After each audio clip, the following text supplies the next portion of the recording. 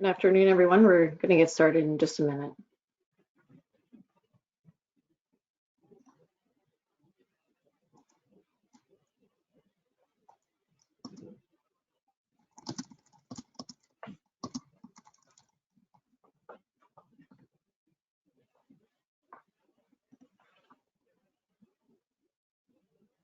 I would just give it one more minute.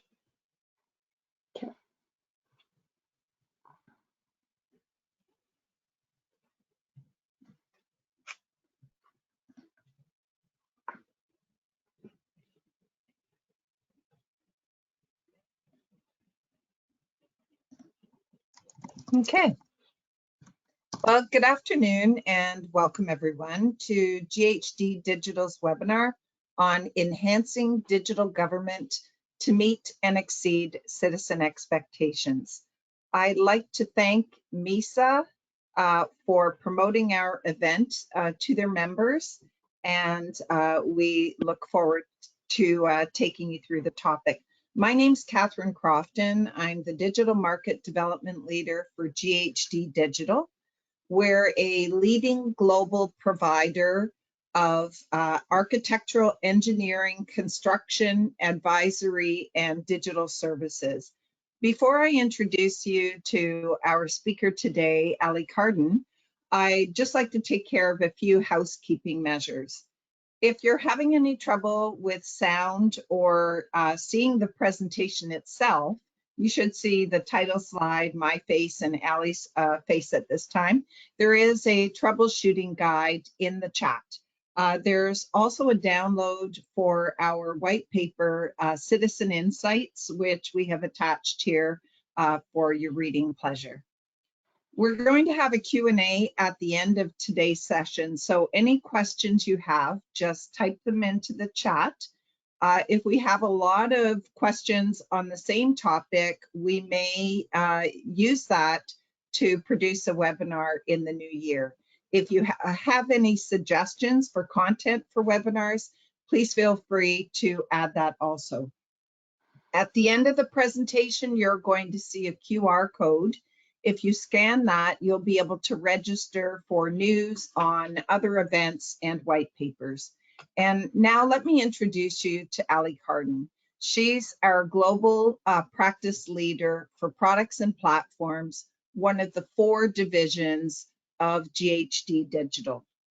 Products and Platforms has been providing digital solutions to local governments for more than 20 years. And we've recently launched a new product, GovStack, which is a digital ecosystem and citizen experience platform. Ali's one of the founding leaders of Products and Platforms and has extensive experience in digital government. First as a software engineer and in product development, where she has helped design and build solutions. She has also been involved in public engagement. Now, as you all know, this is a fast-growing area and one of great interest for local governments in better connecting and engaging with their communities. She also has worked in future communities where she served as a consultant and to help local governments understand how to leverage technology to better prepare for their futures. In today's presentation, Ali will help answer the question, why has the digital realm become an indispensable asset for governments and their stakeholders? And now over to you, Ali. All right, well, thanks, Catherine. Welcome, everyone. Thank you for joining. I'm excited to be here talking about this very important topic that I'm also so passionate about, which I summarize as digital government. And understanding the current landscape underlines the importance of digital for local governments.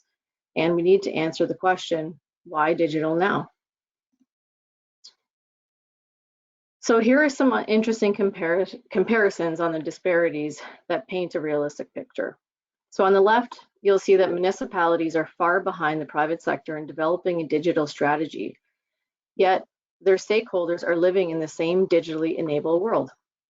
In fact, 70% of Canadian and US citizens prefer to access government services online, but half of them find the experience extremely frustrating and prefer not to use it. And what's most interesting is that 90% of public sectors plan to have an AI integrated plan by 2025, but only 2% of government forms are digitized. How can this be, and what is going on here? So let's see where Canada is in the top 8 digitally adopted countries, which are evaluated by affordability, internet, e-infrastructure, e-security, e-government. Well, unfortunately, we don't see Canada's name on this list. Here's something that I had a front row seat on. During COVID, our teams were totally deployed building government solutions quickly to address requirements that were needed to cope with the pandemic. We were asked to bring services online, like many of you, overnight. There were no fears. It was straight ahead, get it done, and everyone was grateful and knew that the government was doing everything they could to continue to serve citizens. No one was criticized for digital solutions that were implemented during this time. And boom, just like when COVID was over, so was that fear and the fear of failure, and it's really stifled innovation. And I've taken time to kind of reflect on this. And in my experience, across many sectors of the government, the fear of being on the front page of the newspaper and being criticized by the public is one of the biggest fears. And what I found is this really stifles the ability to take risks, to innovate, to release value quickly to the public sector, to the residents and citizens that governments serve. However, I like to take a look at what we were able to accomplish during COVID when some of those structures and criticisms weren't in place, and think about, how do we get back to that? What was so different then? And how can we use some of that mindset that we had then to actually iterate and release value? So I really think the first bullet point here is the number one reason. And now that it's behind us, ultimately that fear of being on the front page is again that failure. Sorry. And we're going to talk a little bit later about some potential ways of mitigating this.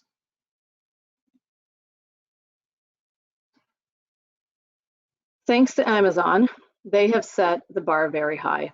I think everyone in the world knows who Amazon is, and many of us have used them. Many of us, including myself, almost daily. So every company in the world looks up to Amazon and how they provide CX. Everything from the personalized and predictable experience that helps me find relevant products, to how items show up at my door, even to how easy it is to make a return. And most recently, Amazon even comes to my door to pick up items. So for me, I don't know if that's region specific, but it's something that's recently started happening. And I just think, how could this experience be any better? So Amazon knows more about me than I know about me. It has profiled me. It knows who I am. It knows where I live. It knows how much I spend. It knows my demographics. It knows how I shop, how I evaluate and buy products. It knows what movies I like, what books I read, how I even review products. It can say a lot about people. Do I sort by cheapest to most expensive, or highest reviews, or most relevant? So it can learn a lot about me by how I shop. And the great thing for me is that it uses this information to provide me with the best personalized and predictive service in the world. And I personally love it. But would I feel comfortable with the government knowing all of that information about me? Well, maybe, maybe not. However, I can certainly say that Amazon has saved me a lot of time and a lot of money by using those predictive analytics. In fact, I've found products that I didn't even know existed. I've found products that were a better price or a better quality. So it's certainly used the information that I have, or that it has, to help me and save me time and money, and also make me buy a lot. So while citizens do expect Amazon, you will learn shortly that they do not trust the government as much, which can also make this personalized experience difficult. They're also looking for a one-stop shop. So the days of 15 logins and 15 different profiles for each and every government service is no longer acceptable. To them, you're seen as a single organization, and they expect a single point of service that's easy to use.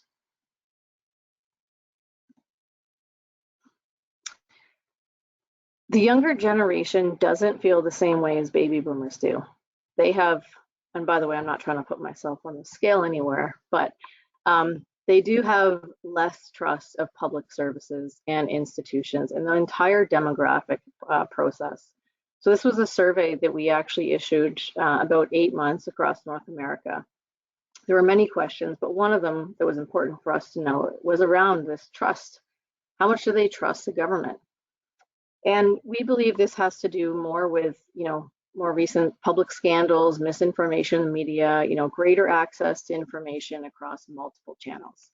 But this is going to be a big issue when you think about personalized services and customer experience.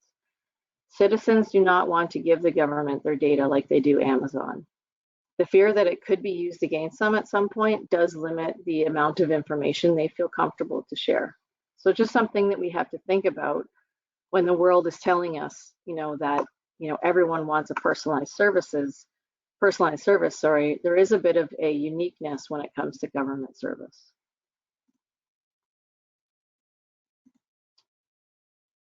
So then we have the generations, and the generations that will be your new voting citizens and workforce have grown up completely digital. So 32% of the world's population today have never known any other way of doing things without digital technologies to aid them. So they're called the digital generation, and their experience has completely influenced their expectations.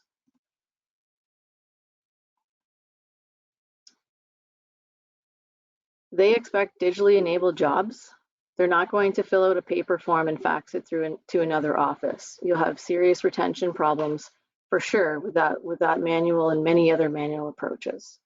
In fact, 91% of the digital generation say that technology in the workplace will influence their jobs and their choices.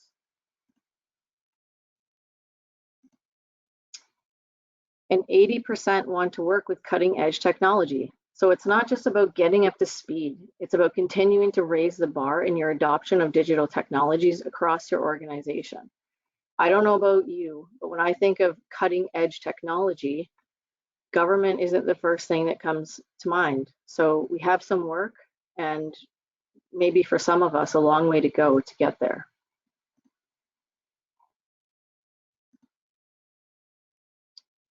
So just a few final points before we get to the next topic. So email, as I'm told, is so yesterday. Only 14% of the digital generation use email for work. In fact, my 14-year-old daughter told me that email is for old people. That generation does not communicate through email. Instead, they're using messaging apps, texting, and so on. And 94% of them do prefer texting because it's more immediate and convenient. And with these apps and SMS, they actually get instant response in terms of, read and, status, presence, those sorts of things. The other thing that those of you who have teenagers may have noticed this, they also don't like to talk on the phone. They have phone anxiety. They like to communicate through screens and pictures. 90% of them suffer from phone anxiety. So they don't want to call you. In fact, they don't want to call anyone. And fewer of them are getting driver's licenses because of ride-sharing apps and the cost to maintain and operate vehicles. So they don't want to visit your offices either, especially during 8 and 4 p.m. So when you think about this up-and-coming generation who don't like to talk on the phone, who don't use email, and they certainly don't want to come and visit you in person, how are you going to serve them in the future, given this is the only method of service that I see in governments today? These are really the primary ways. I mean, a few of them are still using fax machines and so on.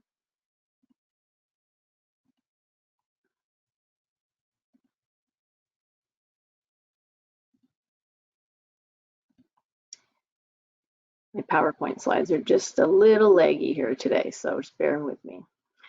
So let's get on to the next part of our conversation, which is around the citizen-centric digital services. So in a recent survey, we found more and more citizens want a say in how public services are provided. Nearly 75% of those surveyed want to have a say in how government provides services to them. So 18% are either currently actively involved where they want to be. 25% want more of a say. 31% want to know more about how services are provided. And that just leaves about 26% who are either not interested or they don't know. And when I think about that, that's incredible. When you think about 75% of people, they want to be part of it. They want to understand how they can help the governments provide services to them.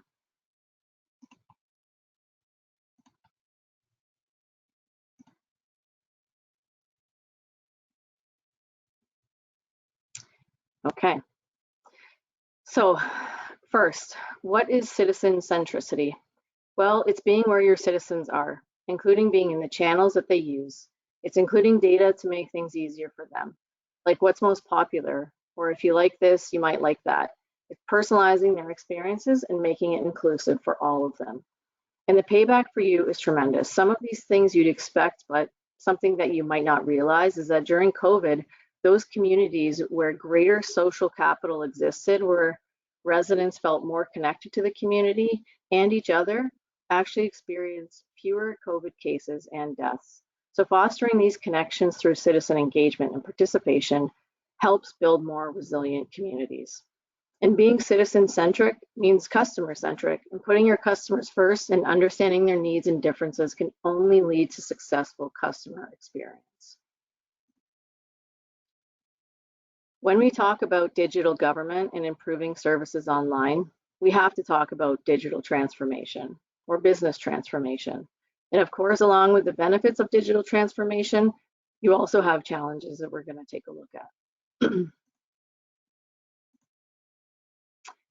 The Canadian public spends approximately 1.2 billion hours a year on filling government forms. That's outrageous, especially when you consider how much of this information is likely repetitive.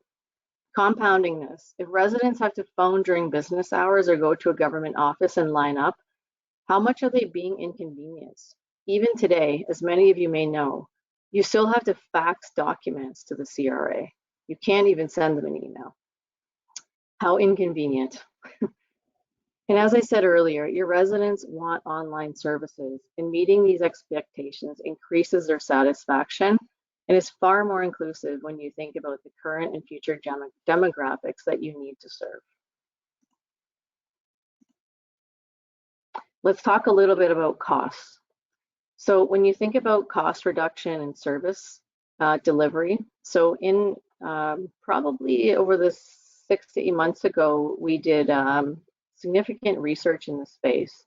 And we were able to find out, again, this was kind of pre some of this hike of inflation, but you know, $6.50 for an in-person service. And if you were to move to a phone service, the cost actually jumped to reduced to $4 per service. And by service, I mean per transaction. And then we get down to just 10 cents to deliver an online service. That's ultimately a savings of 98%. So if you do the math on this, based on the average number of forms you have to manually process a year and the time your people spend at the service counters on the phone, the savings are more than impressive, and they can far outweigh the cost to set yourself up for online service delivery. If just 25% of adults between ages of 20 and 64 completed one service online per year, that would be over $37 million saved across Canada. Think of the savings if you create an optimum experience, and this can get up to 50% in 3 transactions, and that math works out to about $250 million in savings. It's more than impressive. So, workforce. A big challenge today is the workforce, the labor shortage. We all face it, and it's a global issue. So moving more simple transactions to online and automating them lets you make better use of your resources, and involving them in roles that require more strategic, qualitative decisions. This is important when you see the drastic change in the demographics between 2022 and 2031. Baby boomers have literally left the building, and Gen Z now comprises 30% of your workforce. Even though some people of retirement age are choosing to remain in the workforce, currently many more are exiting the labor pool and entering it. And even with the immigration plan that the government has, we are predicting a significant reduction in the amount of workers that we're going to have available by 2031. And when you compare this up in coming generation to the way they communicate and what they expect from government, there are significant changes that need to be made. In 2031, it sounds far away when you think of the number, but it's literally around the corner, especially when some of the changes that these organizations need to make are fairly substantial. We'll talk about that in a little while. So we've talked about some of these challenges and considerations, and some of these are enormous topics. We are going to be doing a deeper dive on some of these in the future webinar. So as Catherine mentioned at the beginning, and for those of you who joined late, we will have a QR code on the closing slide. So if you'd like to sign up to get notifications about future webinars or events that we run, or even to get some info packages, please remember to scan that at the end. So for now, let me just touch on a couple of these topics. So first of all, innovation debt or technical debt. In my experience, I know that nearly 90% of local governments across North America are using severely outdated and even offline backend systems. So I'm talking about ERPs, finance, some form of a CRM, if at all, asset management, GIS. And these backend systems that are kind of the structure that you need to provide services really cause a major problem in being able to innovate. I find that technical debt in government is like a high interest debt, and it's literally compounding every day. Technology is moving so fast, and you think about even over the past year where things have gone just with one thing that disrupted the market, ChatGPT. Look how much has changed since then. And every single day, these systems are getting older and older, and the plan to get them updated and online is just becoming, farther and farther away. And really, to innovate and to digitize and to go online, we really can't move forward until we've addressed some of this debt, and we need immediate plans to tackle this ultimately.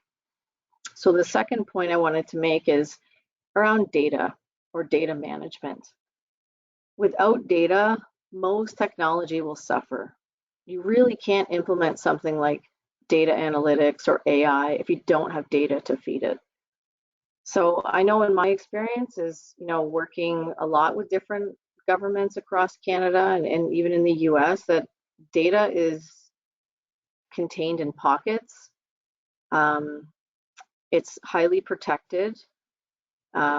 It's not really accessible, and it's all in silos. And bringing all of that data together to improve citizens' services or experience or get the use of technology is going to be another challenge. So if you don't have a data plan, a data management strategy, a data strategy, I suggest that you look there. And the other one I'm going to point out is City Council. So when you're looking to change or digitize citizen services, some of the feedback that I've heard at council meetings or from council themselves is they have this sense that moving things online are going to have the impression that the citizens may see that their tax dollars aren't really at work, right? Because maybe there isn't as many people at the counter, or maybe there aren't as many people on the phone, and we're pushing people to use, AI chats or online tools or online forms, those sorts of things. So I think that that's been a challenge that I've observed. The other thing that I've also heard is that the priorities of government, especially in local government, are changing every 4 years. So as new councils are coming in, those priorities and directions are changing often. So when planning for the future, when you're thinking about digitizing services or digital strategy, digital transformation, you have to think about, how am I going to plan for the future? And how am I going to think about the challenges that I may have to work around with council, and think about, how can I engage them and bring them on the journey to be a champion for better citizen services. So some of the solutions, I've talked about a few of these points, so I'll just cover a few of them. So we're talking about solutions to some of the challenges we've already talked about. I believe you're all highly aware of the technical debt. I haven't talked to any technical person in a municipality that hasn't been aware of these issues. So obviously that does need a prioritized plan, because it's kind of the foundation, along with data, in order for you to move up that innovation path. I think the next thing I would like to highlight is around talking to residents. In my years of working with the public, I've found that there's a lot of good ideas out there. There's a lot of really quick wins.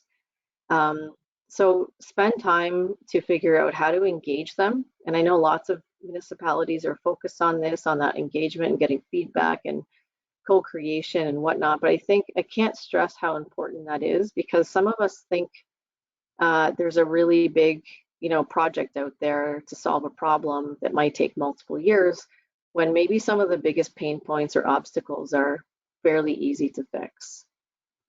The last thing I'll touch on this slide is that fear of failure.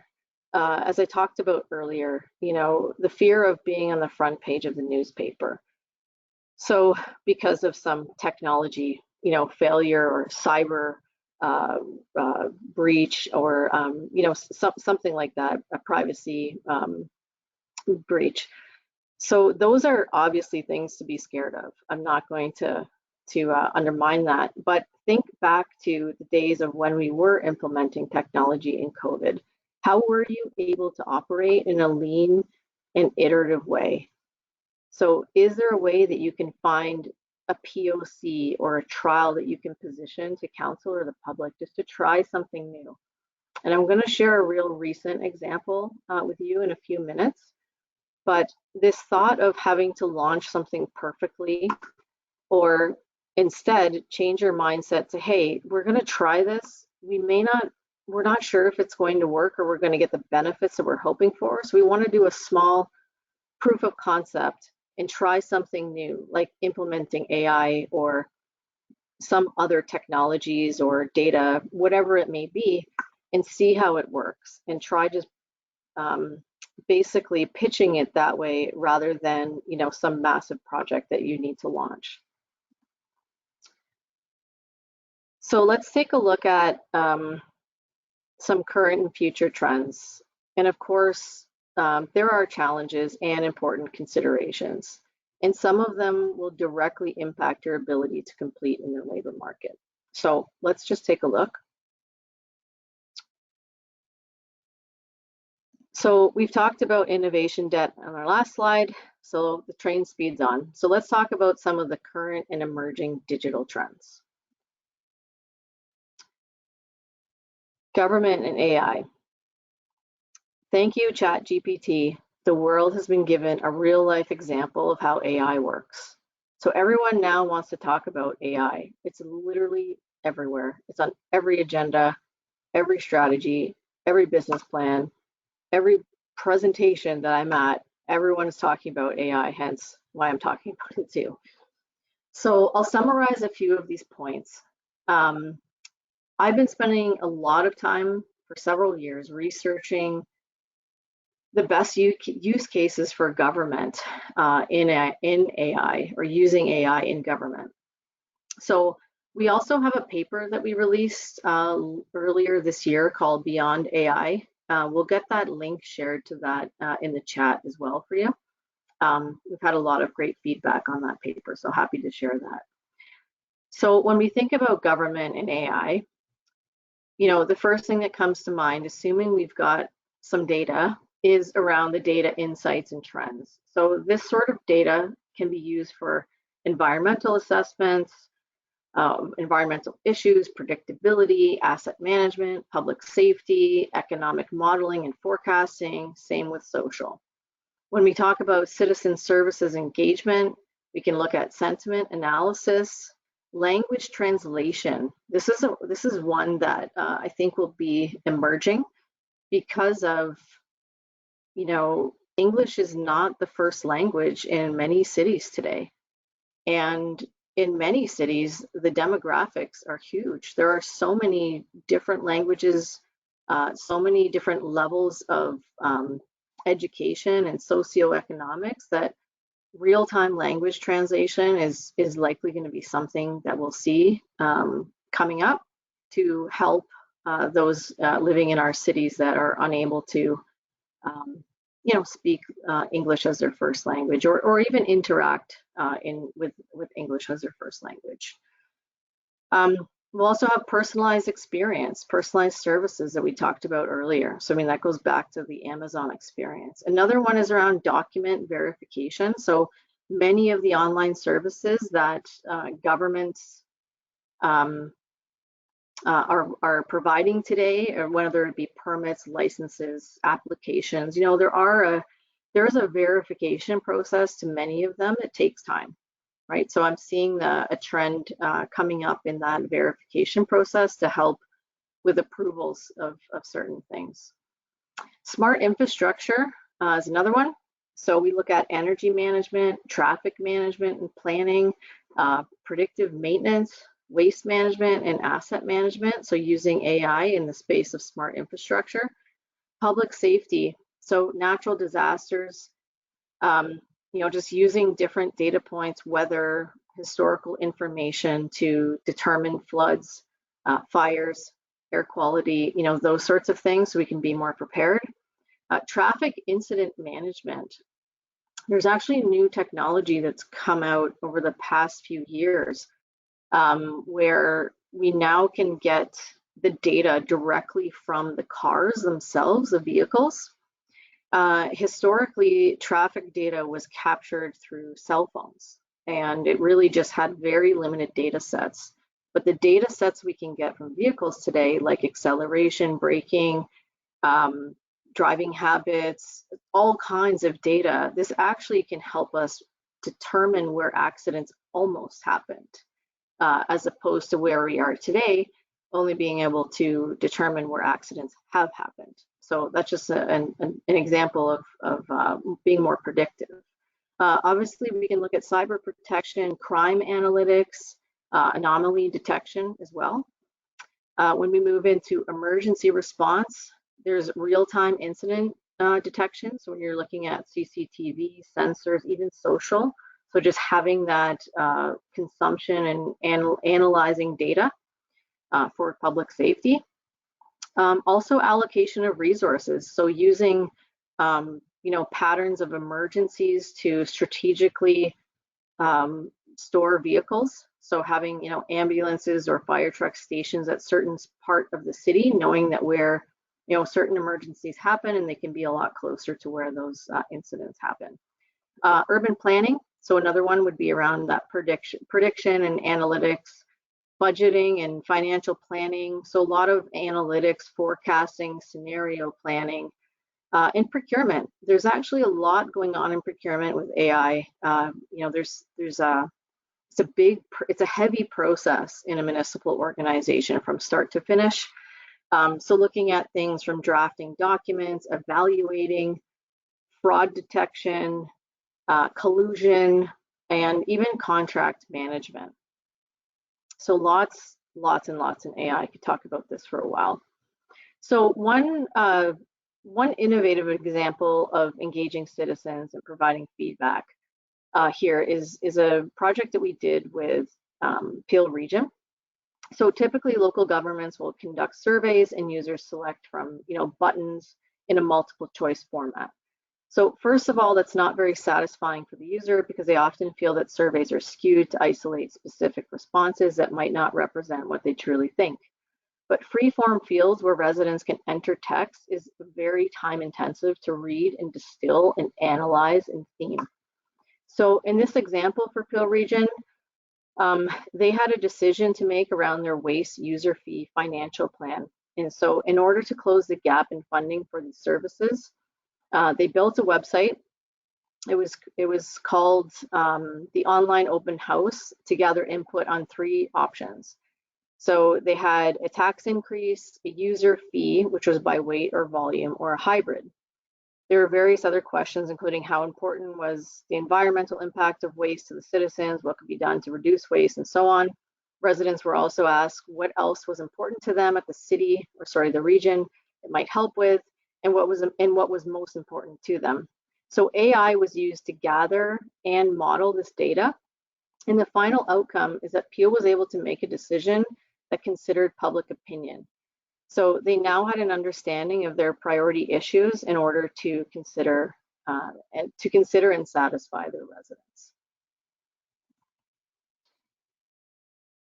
So the next one, kind of hot off the press, and haven't had a chance to talk to Burlington about this, but just earlier this month, the city of Burlington launched this pilot program to accelerate the permitting process for industrial commercial buildings.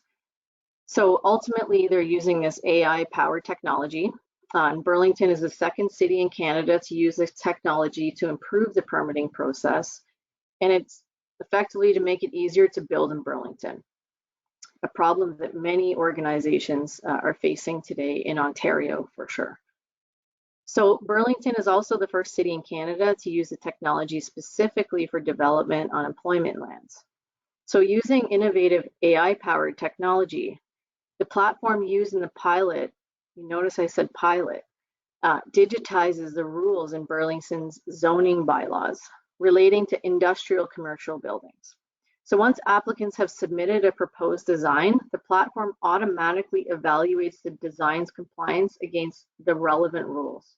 The solution checks to ensure the requirements are met for such as setbacks, heights, floor area ratios, landscape area, and parking ratios.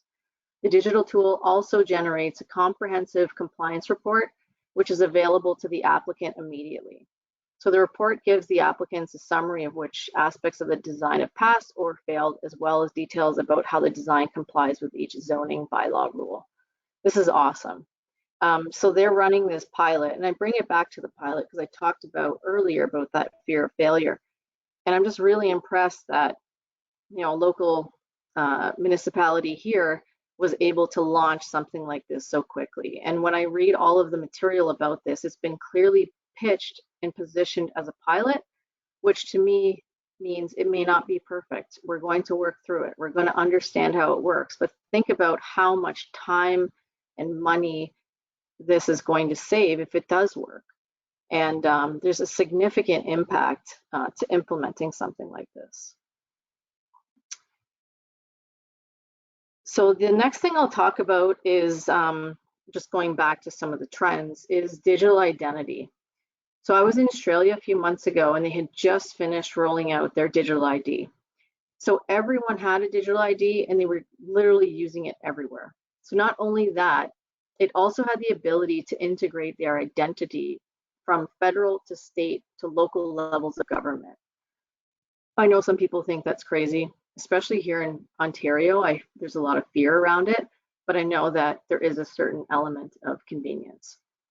So, I mean, Australia has certainly experienced some failures, but they're still marching forward with their digital ID and bridging that digital divide. So when we think about these digital identity solutions, they are needed in the future if we want to have that single point of, single citizen profile, single login, and to be able to provide some of the extra security around some of the access to information.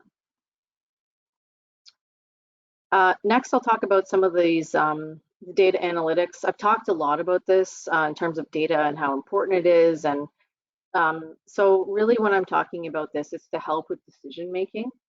So again, having that data and ensuring that you've got the structure and the storage and the governance, and the security around data, you can certainly use it to make decisions. So a few of the areas that that I'm seeing this is around the emergency preparedness, the emergency prevention, in-time maintenance. This is around assets, budget modeling, scenario planning. I'm seeing this a lot in the scenario planning of electric vehicles, net zero. How do we get there? What does that mean? What sort of fleet do we need to have? How do they operate in our terrain, in our weather, and all of those other things. So this sort of data can certainly help with making data-driven decisions, which are always good to understand. So where to? So just in kind of wrapping up here. So, as an organization, you might be struggling under the weight of keeping up with the day-to-day.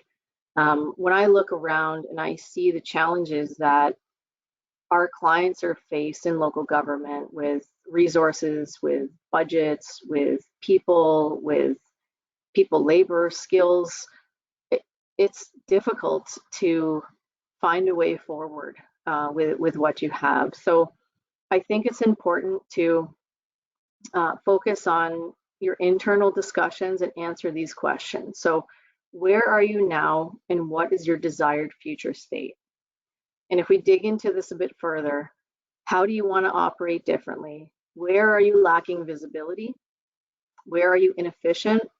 What experiences do you want to improve for your residents, for your team, for your local businesses, for council?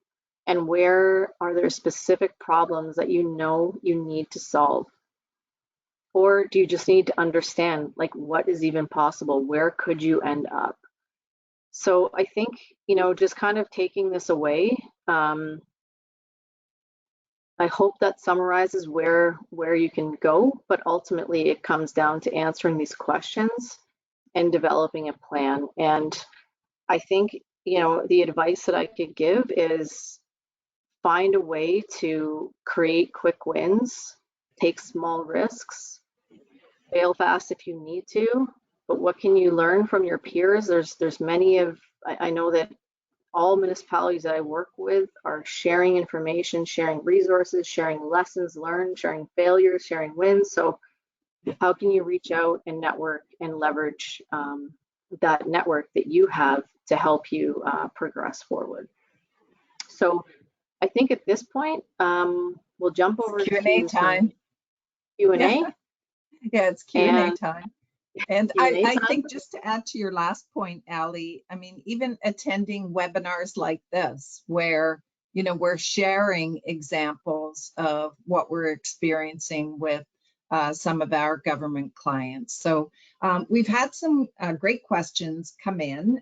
So I'm just going to run through a few of these, Ali, with you. So one question from Brent Kilboy was, Office 365 Copilot recently launched. Have you heard any feedback from any municipalities who have added licenses for it and used it? Yeah, great question. I started using Copilot not too long ago myself. I have not heard of any municipalities using it yet, but I'll certainly start asking, that's for sure. Yeah, it'd be interesting to learn too from you, Brent, what you think about it and if you're using it. Yeah, I actually just experienced it for the first time yesterday, and to attend a large group meeting and then walk out of that and have all the key points and all the next steps summarized without having to go through a Teams transcript, that alone was pretty valuable. So another question here is, how do I put together a plan so I can incorporate digital to have the fastest, most impactful effect on my staff and residents? Where do I start with this plan? Yeah, I mean, I think the plan starts with the assessment. You kind of have to figure out a few things. So in summary, what's working, what's not working.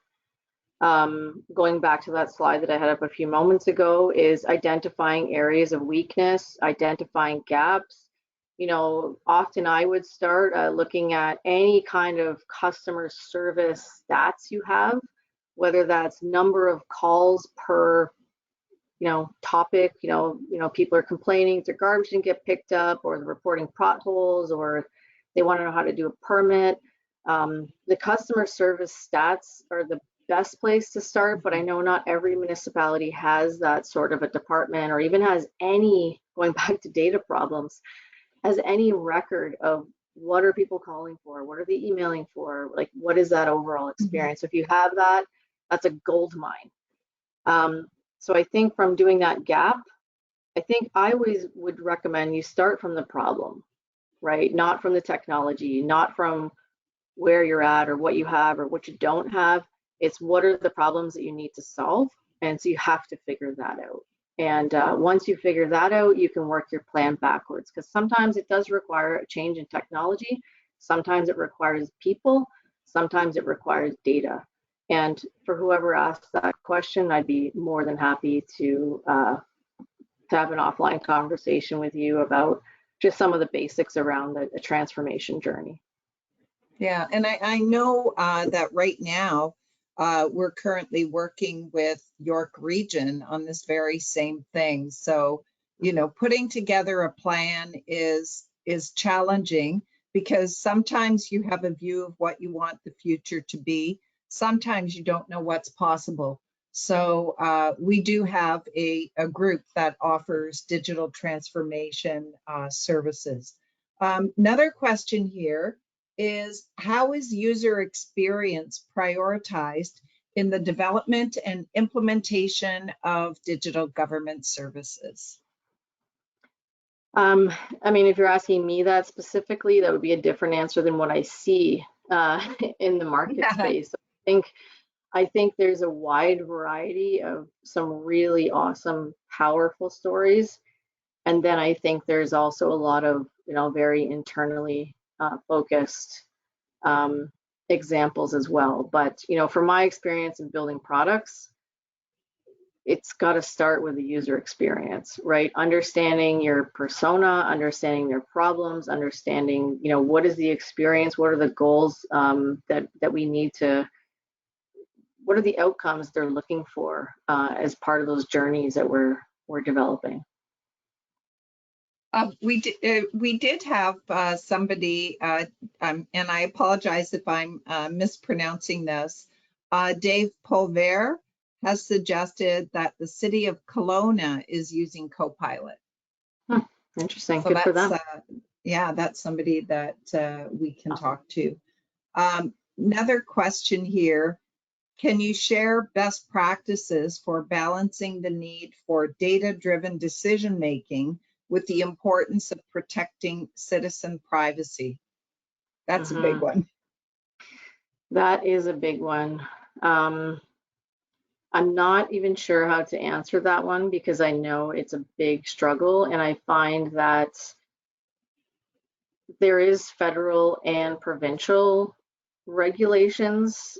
However, there's also a lot of local bylaws, personalities, operating procedures, whatever it is that you would call them, that can get in the way of this. And I think that has been one of the biggest challenges, is how do we collect the data we need to provide the best service while also protecting it, maintaining privacy, and ultimately protecting it and keeping it secure, right? So I think there's a lot of private sector organizations that we can learn from that have done this a million times, but it's translating that back into the government space and figuring out, what's working, what's not working. And I think, when you have the right governance, the right security, the right data, sorry, I can't think of the name right now, but the data storage and management, where people have the right to be forgotten, and adhering to all the different compliance government has to adhere to, which is many. It is possible. It is a lot of work, and it's probably a lot of process procedures as well, but it's kind of fundamental.